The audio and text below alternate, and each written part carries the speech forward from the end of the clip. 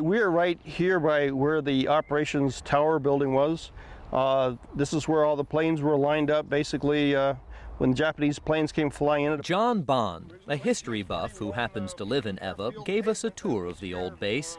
It closed back in 1952, and there's not much left. People moved and nobody paid any more attention to this whole place, and it's just become overgrown with kiawe trees and tall brush. An inauspicious end to an air station once bustling with activity. It was a relatively new base in December of '41. About 50 planes were parked along the runway.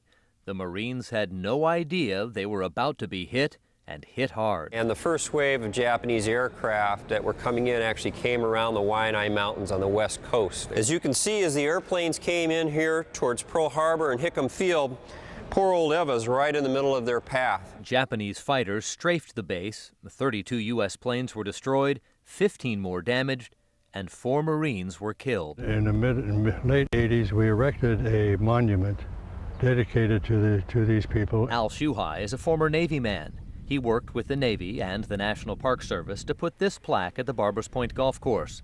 It tells the story of the attack on Ewa. There is also a marker dedicated to the Marines who were killed. You can see the golf course in the lower right portion of this satellite image. The yellow lines show the configuration of the airfield at the time the Japanese attacked, and the orange lines illustrate where airstrips were built during the war. As you can see, the golf course now occupies some of that land.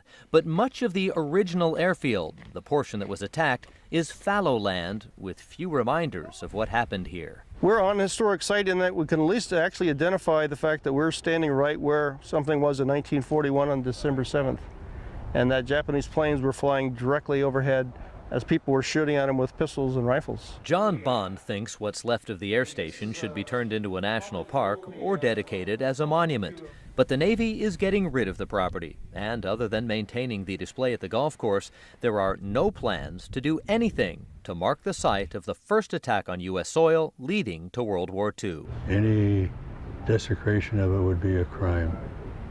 To figure that these guys could get kicked in the rear end and nobody will ever remember